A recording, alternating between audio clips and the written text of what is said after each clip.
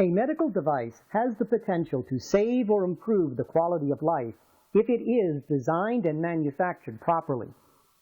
From the medical device design to production and distribution, it is the quality of the medical device that counts, and you play a very important role. The regulations that govern these important responsibilities are covered in the Code of Federal Regulations, CFR, Section 820, the Quality System Regulation, and directly impacts the manufacturers of finished medical devices in the United States and ultimately around the world. My name is Alan Dews, and this is a Skills Plus Online learning presentation. Today, we are at Sandoe Medical Incorporated. Sandoe is a family-owned, medium-sized medical device manufacturer headquartered in the Midwest with global operations. They manufacture medical devices for a wide range of applications, from surgically implanted devices to drug delivery systems and much more. Today we will learn about the regulations impacting medical device manufacturers through their experiences and practices. Let's begin. We are going to be talking about medical devices, but what is a medical device?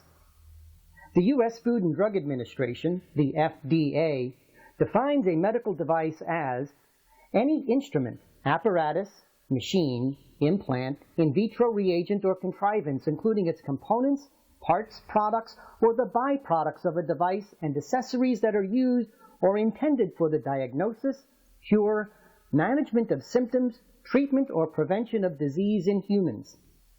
In very basic terms, and I am taking some liberties here, it is anything that a doctor uses to treat you that is not a drug, and in some cases, some home medical devices.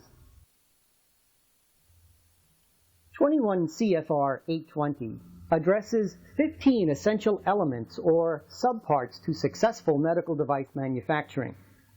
The subparts are addressed as subparts A through O.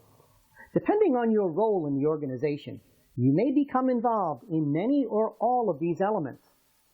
This program provides the new employee, as well as seasoned personnel, with an overview of these important 15 subparts of 21 CFR 820. Subpart A states that these regulations are requirements for all medical device manufacturing. Subpart B states that firms must have a quality plan. Subpart C states that firms must thoughtfully design medical devices. Subpart D requires controls over documents to prevent unauthorized changes to any document. Subpart E requires controls over purchasing to assure that we only purchase materials from approved sources. Subpart F requires traceability of each device from manufacturer to the patient. Subpart G requires controls over the production process. Subpart H requires acceptance criteria and specifications for acceptable medical devices. Subpart I requires a plan for dealing with non-conforming materials. Subpart J requires a corrective and preventive action for when deviations occur in the operation. Subpart K requires procedures for the labeling and packaging of medical devices. Subpart L requires procedures for the warehousing and storage of medical devices. Subpart M requires that firms maintain specific records and reports documenting all phases of medical device production. Subpart N requires procedures for the servicing of medical devices. And Subpart O requires that decisions be based on documented statistical techniques. Let's look at each of these specific subparts in more detail. 21 CFR 820 Subpart A covers 6 important elements: the definitions used throughout the regulations, the scope of the regulation, which establishes rules for medical device manufacturers from the design of the medical device to servicing the device in the field. The regulation describes the FDA's authority to enforce these regulations.